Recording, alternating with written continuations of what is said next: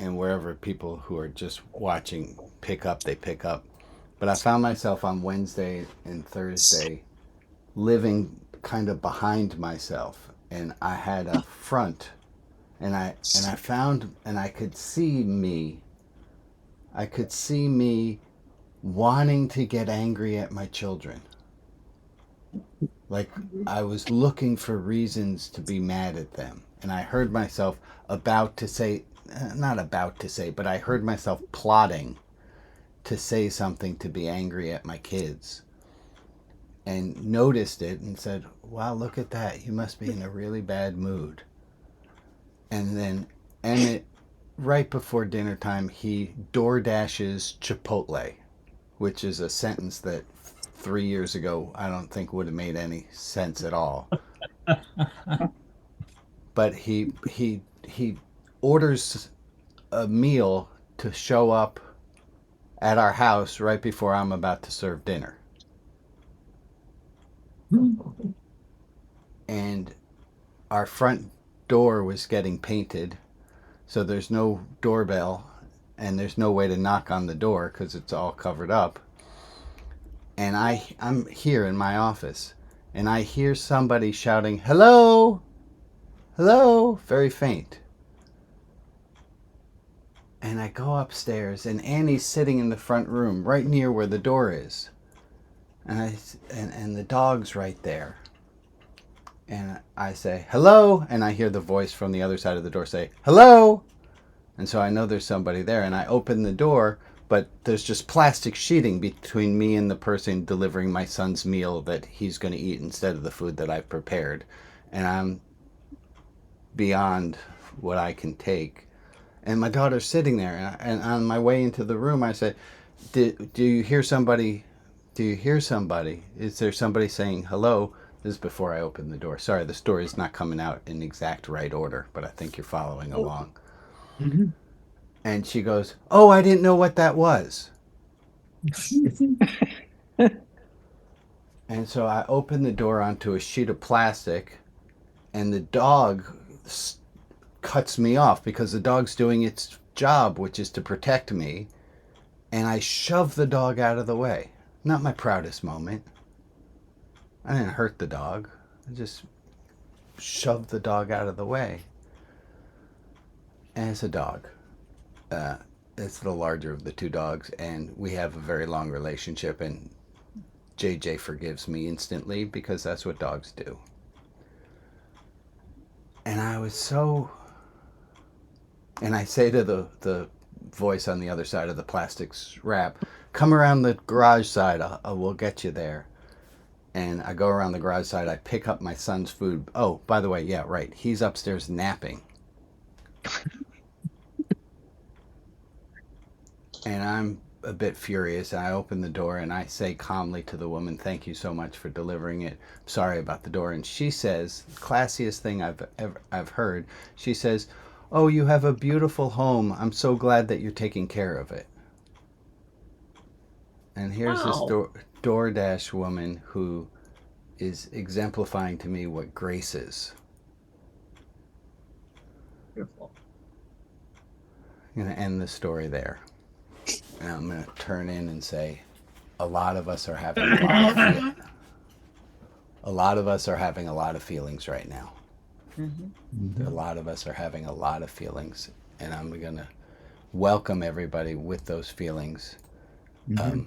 and we're going to be able to talk about them. But before we do that, I have I'm going to do what I don't normally do in this service, and I'm going to talk right up at the front, and I'm going to dump a lot of things and say a lot of things. And then I'm going to ask you guys to share. But first, let me share a few things to set the stage. Today, I read that butterflies rest when it rains because it damages their ring. When it rains, because the rain, damages their wings. It's okay to rest during the storms in your life. You'll fly again when it's over. Second one, I have 7 of these. We put enormous effort into hiding our vulnerability, but it is our vulnerability that truly heals. When we feel safe enough to expose our shadows That's when we become free. Mm-hmm. I'm going to put it in first person singular. I put enormous effort into hiding my vulnerability. But it's my vulnerability that truly heals. When I feel safe enough to expose my shadows, like I'm doing with you guys, that's when I can become free. Next one is from Gandalf. I wish it need not have happened in my time, said Frodo. So do I, said Gandalf, and so do all who live to see such times. But that is not in it for them to decide. We all have to decide. All we have to decide is what to do with the time that is given to us. I'm going to do a little drosh, drosh being a Hebrew word for talk. This isn't to say that we shouldn't feel all of our feelings. It's up to us to decide what to do with the time we have that is given to us. Isn't to say that we should decide, oh, everything's okay. But to go back to the last quote, that we should decide that it's okay not to be okay. And that's this one. Poet John Rodell wrote, being okay is so exhausting. Being okay is so exhausting. I don't know who needs to hear that today. Give me a head nod or a hand up if you have, and I'm going to just do a quick screen thing to show people that I'm not just talking to myself, but I got peoples here. Where are my peoples? Okay, I can't show everybody.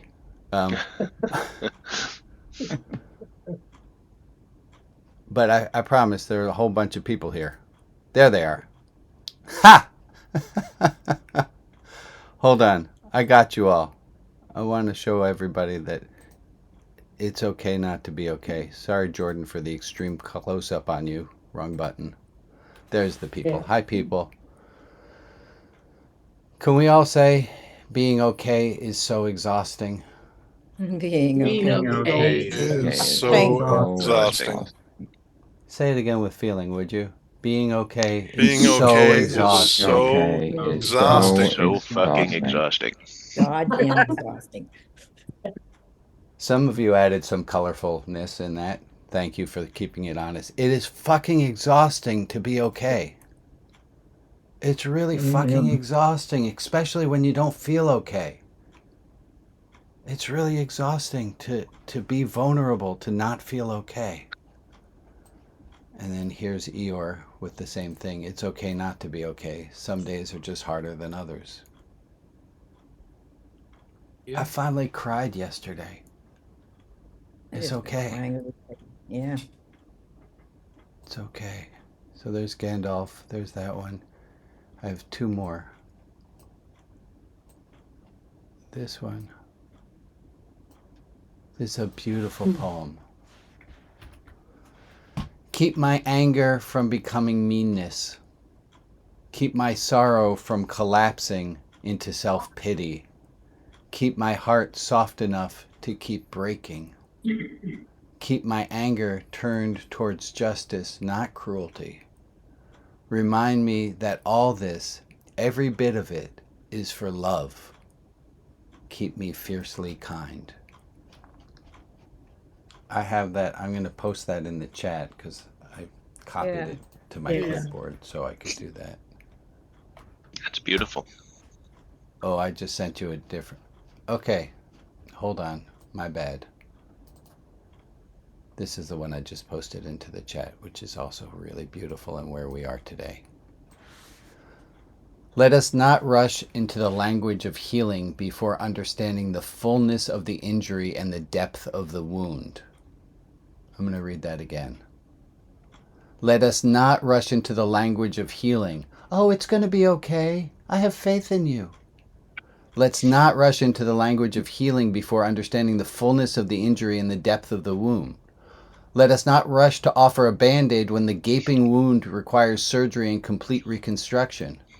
Let us not offer false equivalency, thereby diminishing the particular pain being felt in a particular circumstance in a particular historical moment. Y'all understand that one?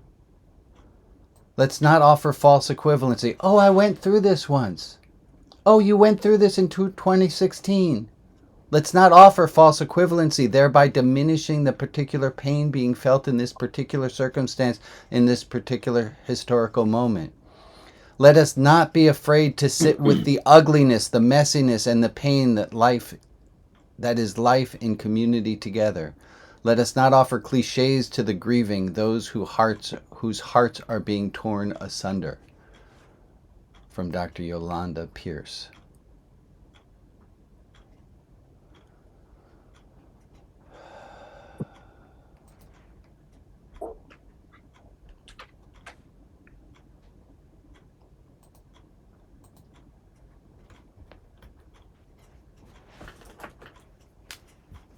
This is the ring theory by Dr. Silk. We've talked about it in the past. There are 4 words that go with it. You might remember them. Dump out. Comfort in. The rule goes like this. Whoever's at the epicenter of the problem. Now think about our dear friend Jo right now who lost her husband, who's going through all this and more than we're all going through. Jo's at the epicenter. Jo's daughters are 1 ring out, or maybe they're also at the epicenter. Jo's cousins are a ring out. Jo's neighbors are a ring out. We might be somewhere out here. We're further out in the circle. And the way it goes is that the person on the inside gets to dump out to those who are further removed. And the person on the outside, comfort in. Dump out, comfort in. Dump out, comfort in. It's hard to do right now, as so many of us might be feeling a little off center. We might be feeling a little bit in pain. And how do we know who to tend to first? We can't fix them, but we can listen. And if somebody comes to us screaming because they're in pain, our job is to assume that they're in worse pain than we are. And to try to be as comforting as we can. I thought of this. I'm going to add a corollary. Where are my Canadians? How do I say that word in Canadian Corollary. Corollary. For those of us who speak south of the 49th parallel, corollary. Corollary. Corollary. Yeah. Corollary. There's a penguin's corollary. And the penguin's corollary goes like this. The penguins in the Antarctic, they circle, it's negative 40,000 degrees outside. Something like that. The facts might be wrong. And they rotate which penguin stand on the very outside, and they shelter each other, and they take turns. And the penguins who got a chance to warm up by being on the center of the circle rotate out to be on the outside of the circle. What I'm trying to get at here is that we all have times that we are the analogy doesn't work perfectly, because in the penguins one, it's the penguins on the outside who are facing the difficulty. But I think you're able to understand what I'm getting at. Which is there are times we are all the ones who need the comfort, and there are times that we all need to comfort. Amen. And with a group of 50 people who are live on screen right now, and people who are on Facebook watching, it's hard to know. I mean, it's like being a medic in a how do you know who at the ER to see first?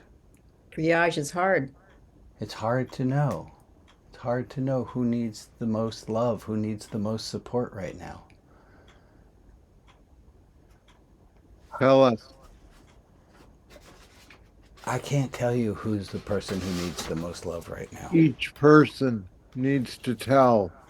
Exactly that. Thank you, Rob. So I'm going to ask you, because to ask people to just go from 0 to here's where my heart is, that's too much. Put your hand at the bottom of your screen, would you? Everyone put your hand at the bottom of your Zoom screen. Raise your hand up if you need support right now. Raise your hand all the way up if you need to be the first person, the second person, third person to speak. Is there anyone who's acute distress right now? Jack is. Go ahead, Jack. As of Wednesday morning, I feel like Jack, can you move your microphone down to your mouth so we can hear you a little better? Something's a little off today. We can't hear you very well. as of Wednesday morning, I feel that my breath has been on hold. Yeah. It's hard not to breathe. Someone else, and I'll trust that you know when it's your turn to share. But who else wants to share? Go ahead, Carol.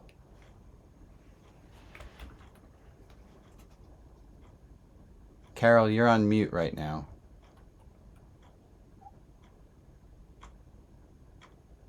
My husband predicted this 5 years ago. He said this is the way Hitler came into power. And then I heard about the pogrom in Amsterdam, and people tried to reassure me and say, people are always violent at soccer games. But then it turned out that they then attacked a little boy walking with his grandfather, which had nothing to do with some soccer games. And then it turned out in the good old United States, 100,000 Black people have gotten text messages, meet us on the corner at this particular hour. We are taking you to the next plantation to pick cotton. We have had 2 years of solid bad mouthing of people of different color, religion, sexual orientation, and it's spread all over the whole country. And it's a terrifying time in which to be living. Yeah. My daughter, by the way, is in the Netherlands, and I'm very worried for her. So, Carol, I don't know, and people, please don't be ashamed, but my beloved didn't hear about the news in the Netherlands. Does everyone know what just happened in the Netherlands? And put your hand up if you need a little, if you don't know. Do you not know? All right. Okay, there was an organized, coordinated attack at the soccer game between the Maccabees, the Israeli team, and the Antlers, the Dutch team. And they've arrested 50 people. They're now down to only 11. They've released the others. But it was organized, and it turned out that the Lyft drivers and the Uber drivers were giving names of who and where they lived, the Jews. And my daughter said, don't worry about it. I don't go to soccer games. Well, then a little boy was walking with his grandfather. Yeah. Nothing to do with raucous soccer games. They were just Jewish. Yeah. And I thought, oh, God, here we go again. And Carol, it hits me hard that you and I knew about this, and it terrifies me. Dear friends, it terrifies me that this was not at the soccer game. This was after the soccer. This wasn't fans getting unruly. This was after the game.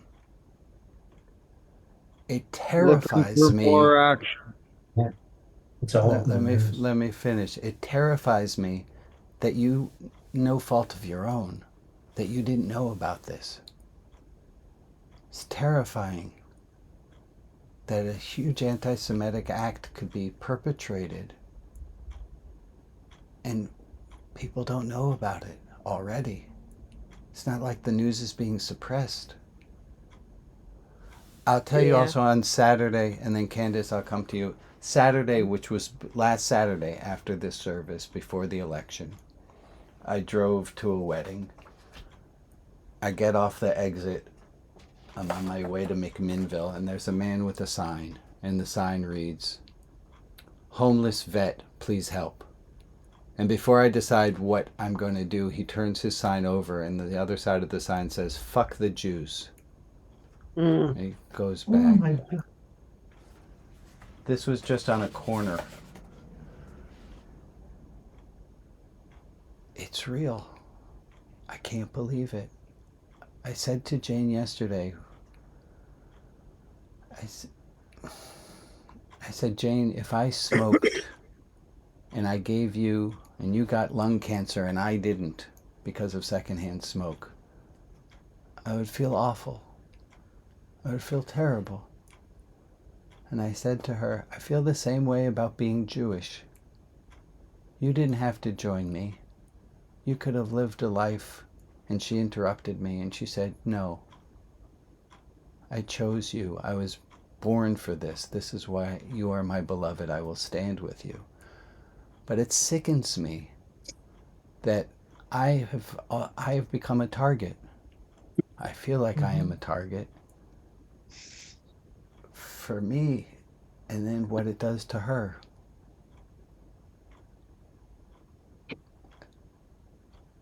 I finally broke down in tears yesterday. I don't know if I said that already. Go ahead, Candace. Well, just regarding, uh, I read a news article which was reporting, and they call it a pogrom in the Netherlands, which I think is totally correct. And the article finished with, a few things like this have happened in Canada with, I think with a synagogue and like nothing huge at this point. But this article ended with the Canadian government had better stop saying, "Oh, this is bad to do," and just really start to clamp down on things, or we're going to be in the same position. Yeah. And I was thinking of you, and I thought, like,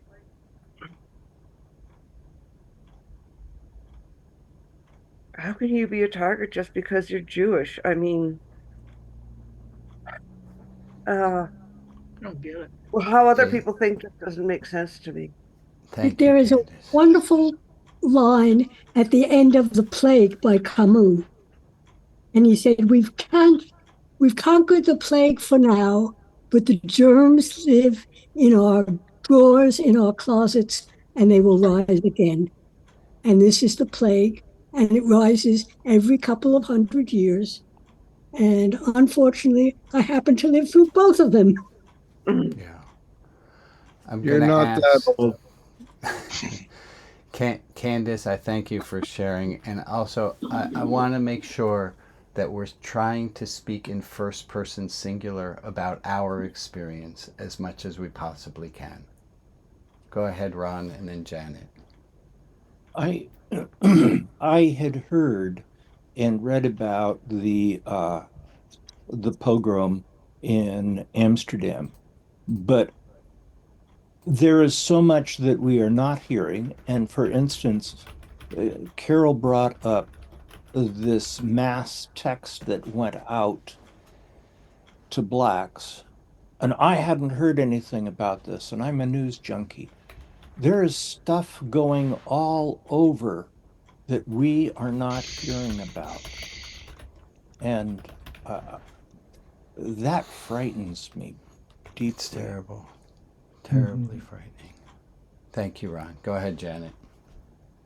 I just wanted to say personally, I have not been watching the news. That's why I did not hear about it, because I cannot stand to see Trump's smiling face and his smiling family and his smiling cohorts every time I turn something on. I can't do it. I'm just overwhelmed. Talk about taking the oxygen out of the room. So Thank you, that's Janet. Well, There's an idea. Go ahead, Betsy. I turned on OPB news last night, and yes, they covered both those things. They So did. anybody who watched that, Yeah, So they I'm gonna covered it in make a Canada. I'm gonna make a suggestion. I don't know what it is we're supposed to do at this moment, but there is a Jewish tradition of mourning. And I'm not saying we do this because it's a Jewish tradition. I think this makes a lot of sense. A lot of things that Judaism does that are a little I don't understand are stages of mourning I do. The stages of mourning is that first there's the first seven days of immediate mourning. And in those 7 days, Judaism says mourners are to just mourn. That Jewish laws don't even apply to them anymore. That if you're in a place of intense mourning, if you're in a place of time of immense mourning, to just be in immense mourning.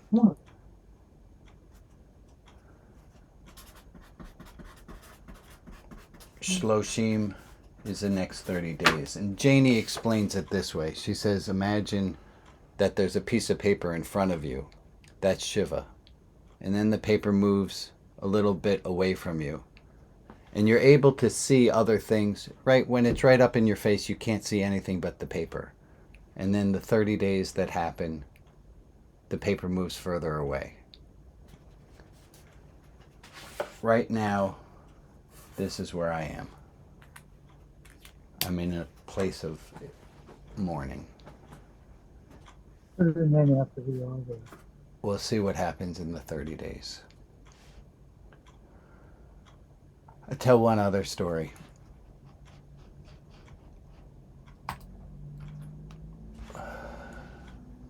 I can't remember the year. I tried to reconstruct it. I think it was 93, 94. No, it had to be 90. Cell phones were new. Not new. Like people, they were no longer the giant bags that people had to carry around. It was back when you could get an analog phone and you had 100 minutes per month to use. And I was driving, and it was before headsets, and my phone rang, and I pulled over to the side of the road. That's how you know how long ago this was I pulled over to the side of the road to answer the phone. And it was a classmate of mine, Robert, who was a class representative for my class. And he says, BZ, because that's what they used to call me. Brian Zachary was BZ. And I moved up now. I'm RB. I moved up in the alphabet a little bit. He says, Courtney, I can't remember even at this time which of my classmates who died it was, if it was Kurt or if it was Chris, and may both of their memories be a blessing. I can't recall which one it was. But he tells me, and I hadn't been in touch with this classmate in years, and I think, oh, that's too bad. And I think, it's a beautiful day. I'm going to dedicate everything I do, every tree I look at, every sip of water that I have, every life-giving moment, I'm going to dedicate to the memory of my friend who's no longer alive. And I make up my resolve to do so, and I drive away. And I have to pull over again because I can't turn all of that. You can't choose what to feel. I couldn't choose what to feel. That's not true. I tried to choose what to feel, but I had to pull over and weep by the side of the road. And the reason I tell this is I don't want any of us to think we should be able to control how we're feeling. We should just feel how we are feeling.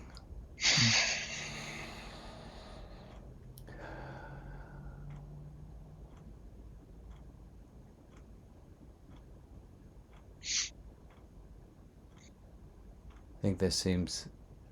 Go ahead, John. As one who is apart from the Jewish faith and tradition, I have to offer other observations and outlooks on things. I was trained by a group called Christian Peacemaker Teams. And part of the catch line is getting in the way. Mm-hmm. The way has many understandings. But our training was to be willing to get in between. Okay. Classic example of uh, the way the peacekeeping force of the UN was originally set up. Put yourself in between the groups that seem to be conflicting with each other, only by invitation, never imposing, only if we're invited. But when I look at or listen to your example, that most recent one, what do I do? What could I do? The only thing is, if I see a situation like that, then I need to be willing to put myself in the middle. I Go thank ahead. you for that. I thank you for that. I thank you for the solidarity. It Can I helps. finish up? Yeah, please. The other important factor is to be an accurate observer and reporter of what we see. And we have to keep from exercising any judgment. It has to be an accurate re reporting of any of the kinds of things that you're describing and others are describing. We need to be able to share that truth and as neutrally as possible and have to avoid actively taking sides. Our side is the side of peace. Our side is the side of we want to get in between to lower the temperature all the way around. Okay. I forgot to say something, and it's going to sound odd, possibly. I forgot to say that I'm sure there are going to be people who speak, and John, this is not for you, this is for you and for everyone. I'm sure there are people who are going to speak, and you think, why are they saying what they're saying? What they're saying is insipid, what they're saying is off. And what I want us to do is to remember, and John, I'll use you for an example, that what John just said, if it hits your ear otherwise, his intent is to be of help. And sometimes it can be really hard to hear. It can be really hard to hear that somebody's trying to help and we want to write them off. And I ask us to not do that. Let me ask if there's someone who hasn't yet shared, who would like to share. I have a note here that I wrote. I wrote connective tissue. I don't know why I wrote that part, but I understand the other part, that we are we are connected. I can't get the other word. Irretrievably. You know what word I'm trying to say there? Inextricably. Say it again, Cheryl. Inextricably. Inextricably. Inextricably. We are inextricably connected to each other. We are inextricably connected to each other. And the feeling that somebody is with you can go a really long way. So knowing that John is willing to get in the way can be a balm to my soul. We all want to feel attuned to, we all want to feel felt, seen, united, loved, connected, inextricably. Go ahead, Ruth. I'm a refugee in the Holocaust, and I have two grandchildren that I know of that voted for Trump. And needless to say, I've been upset. And I asked both of them to explain where they were coming from because I was with them when we went to a concentration camp in Berlin a while ago. And the answer I got was that they feel that Trump will be better for America. I can't begin to tell you what I had to say to that. But these are my grandchildren, one of whom has presented me with a grandchild born on my birthday, and one of whom is going to present me with another grandchild in March. I love these children dearly, and there is no way that I am going to cut my connection with them because I think they've done the stupidest thing they have ever done in their lives. I, all I can tell you, Rabbi, is that your suggestion that we sit Shiva is a very good one because when I woke up Wednesday morning and I saw the result, I felt like somebody had hit me in the solar plexus. And the only the wonderful thing that has happened is that my youngest son and his wife arrived Thursday night for a week's visit. This was planned months ago. So I had somebody in the house who is able to give me a physical hug when I need it, and I can reciprocate. Having lived through all of this, as Carol spoke about, all I can tell you is I am terrified, and I hope to see some resolution that makes all of us safe. Amen. Amen. Amen. I am terrified too, Ruth. I'm terrified in a way I've never been terrified before. And I don't like to even say it because I don't want it to be true. I am given some hope, solace.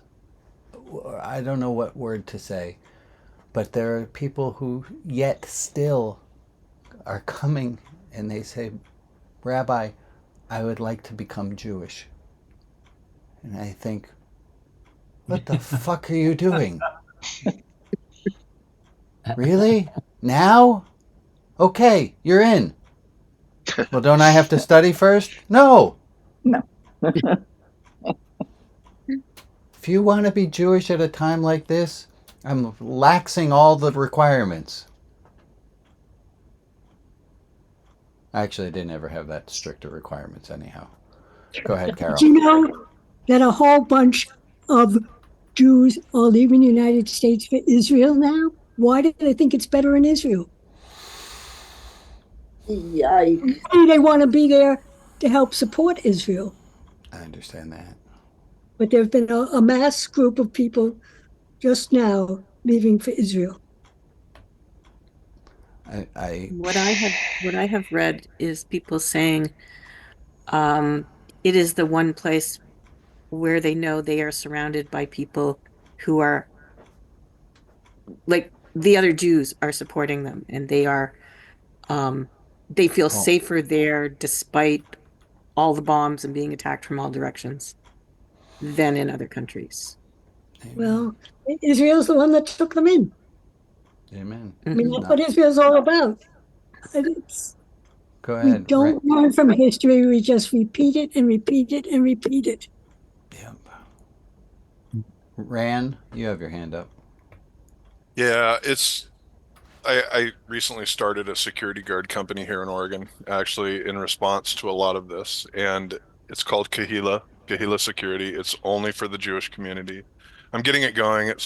I've got my, business license. It's registered with the state and everything. There's a couple more things I have to do, and I wish I could be everywhere where everyone is to help you out with this. But over the past week, I've seen all the videos on Instagram, and they're awful. And I'm one of the people who came to Rabbi Brian early this year, hey, I want to be a Jew, and things things were crazy, but not this crazy, not open pogroms in the street, especially Amsterdam, supposedly a safe city. But it's eye-opening. It's not going to drive me off. I'm not trying to be a tough guy or anything, but I'm not afraid of these people. I'm lucky. I'm a big guy. I'm 6'2", 280 pounds. I openly wear my kippah, and I dare anybody to come say anything to me. But I'm not you. I'm not. I'm not smaller. I'm not, in a different place where I can't defend against them because I can defend.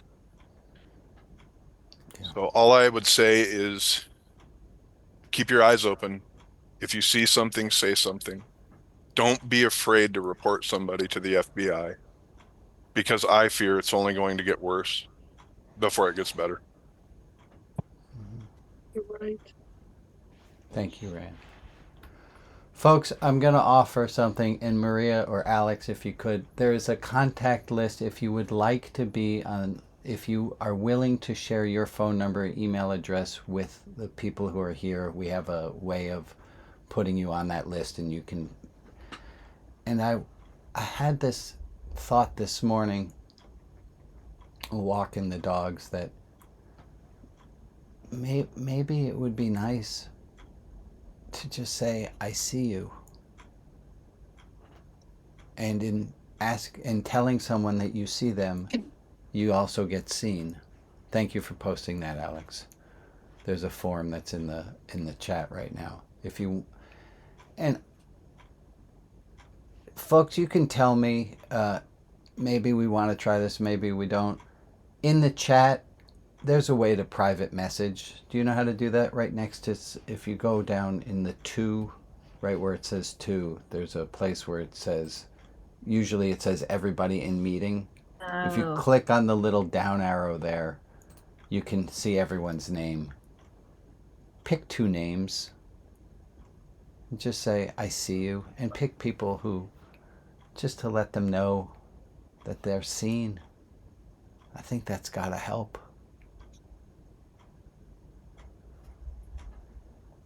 Go ahead, Kip.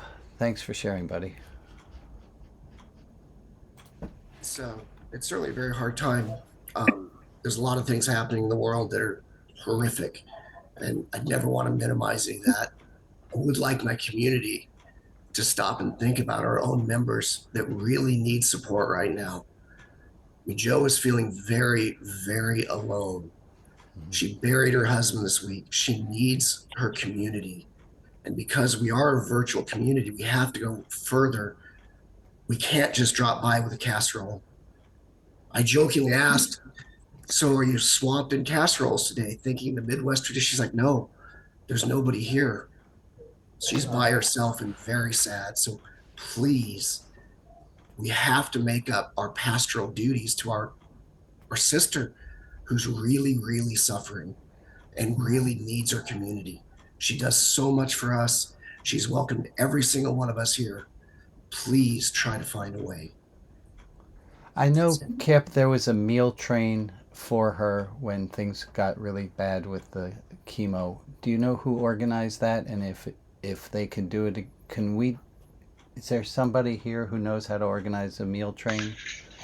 Yeah, Brian, that was me. I can get it going again. Would you please? Great. Yes, please. Okay. Please let me know how I can donate to that. All right. If I might even be able to get it up before the end of this service. If not, we'll get it out to the distribution list. We'll do it. Thank you all for making extra space in your grief and mourning time. Yeah. Joe also feeds on emojis.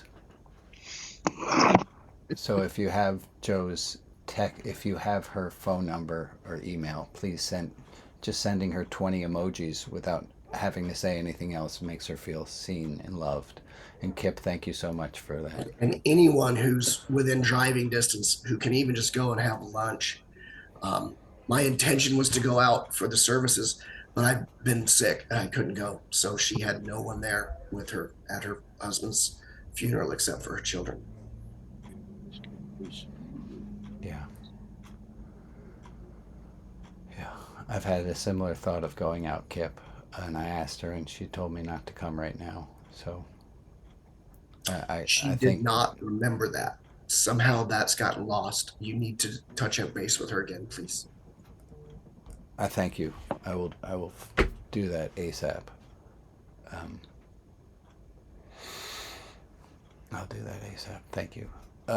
Okay, Maria, you have a list of names of people we want to add in for extra support and love. I do. These are the people to whom we are sending light and love.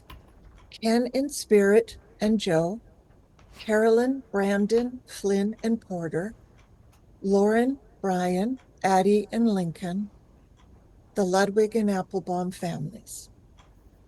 Sheridan H., Shirley W., Judy Love and her family, Rich and Meg, Mish and Payson, Greg, David and Pat Conrad and family, Jerry and Margie, Gwen, Natal, Christian, Fran and Ron, Ronnie, Athena, Adam, and Eloise, Frank D., and Yuval, Becca, and Lorena.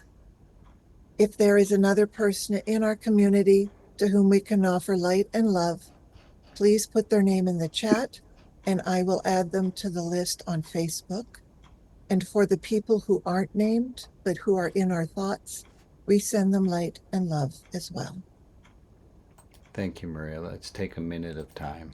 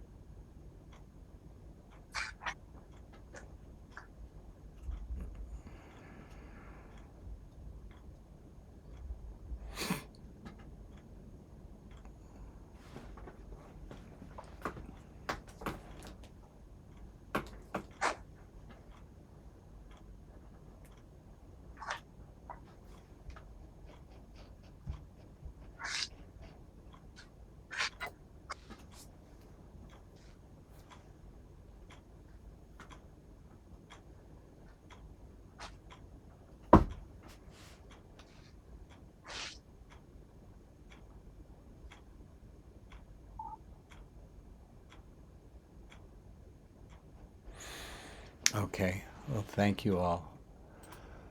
Hi, folks. Lori, you have your hand up. What's up, my friend? I just wanted to say I've had a rough week too, not as rough as Joe, but rough week. And I wasn't going to do any learnings today, but I did want to say that the thing that I've learned this week and from all of you today is to be vulnerable. And the the payoff is huge. I made myself vulnerable to this group with some of my issues that were going on around setting boundaries with my son, and I received so much support and so much love from this group. And I'd like to echo what Kip said regarding Joe. I mean, once the funeral is over and everything goes back to normal, it doesn't go back to normal for her, and she needs lots of support. So I just wanted to say thank you to all the people who reached out to me to help me this week, and I really appreciate it, and I learned the value of being vulnerable and sharing my pain with other people. Thank you, Lori. Lori, would you mind reading this out for us again? If I can see it. We put enormous effort into hiding our vulnerability, but it's our vulnerability that truly heals. When we feel safe enough to expose our shadows, that's when we become free. Amen. Yeah. Amen. Amen. And I think when you're training for the ministry, you have this idea that you should always be in control and you shouldn't show people your vulnerability, but I think it adds to the sense of community that people have. And I think if you want to be part of that community, you have to be vulnerable. I'm pretty sure I do a good job modeling that. Yes, you do. You You do a do. great job.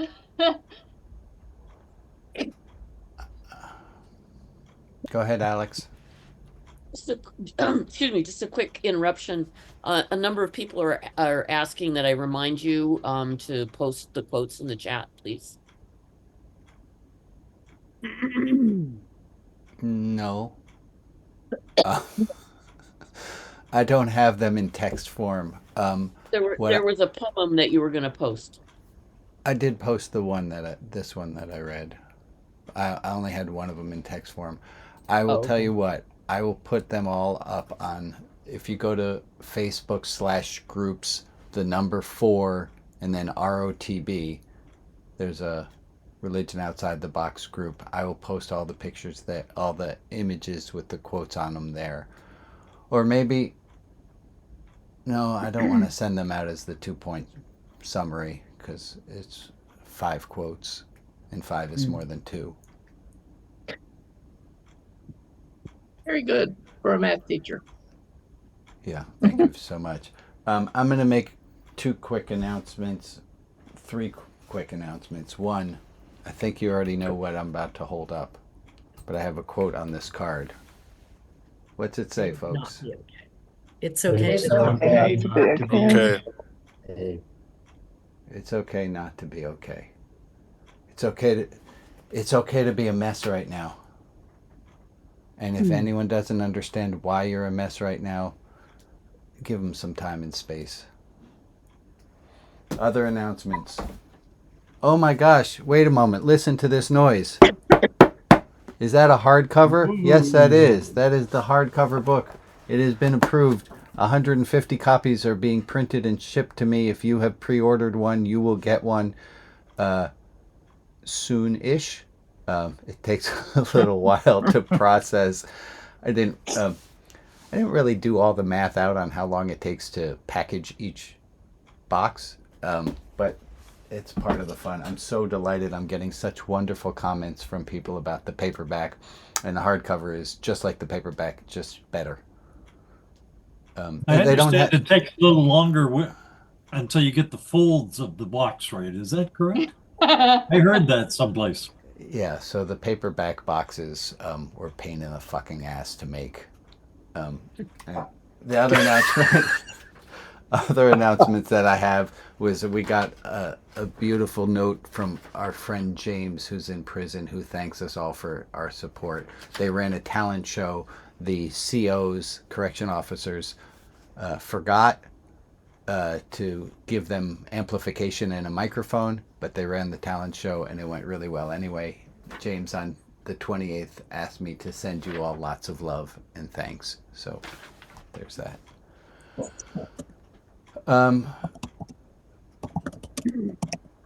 That's all I got. On the race against the clock, Jordan, how did the meal train debacle go? I've got a link. I think it doesn't have a lot of details yet, but here, let me put it in the chat. I will put that also in the Facebook page. I'll add some more details, but for right now, it's just cash donations to help her with takeout and meal stuff. And eventually, and get in touch with me if you have any questions or suggestions. I'm going to put my email in the chat. Thank you. And I think they were able to do DoorDash, or I forgot how you set that up. I'll work on that. I think so. Yes. I haven't set up her address in it yet to make that happen, but I will. Okay, and you have all that information. If you need help, ask me, because I'm not going to be phone banking with you in an hour and a half as usual. But the candidate that Jordan and I did walk around and canvassed for did just announce she won as of yesterday. So that's an amazing thing. It was a very, very, very close race. So Janelle Bynum yeah, a little ray of sunshine. Folks, I'm going to turn off the recording unless anyone has something they really want to say before I do. Anyone have anything they need to say to... Let's say goodbye to all of our friends on Facebook and wave for a little while as I get everyone's faces up on the screen. That is not it. That is not it. There's everyone saying goodbye. I'll see you next week. Thanks so much for coming and being of support. It really, you all are a balm to my soul. Bye-bye. Kind to yourself. Be kind to As yourself. are you. Thank you.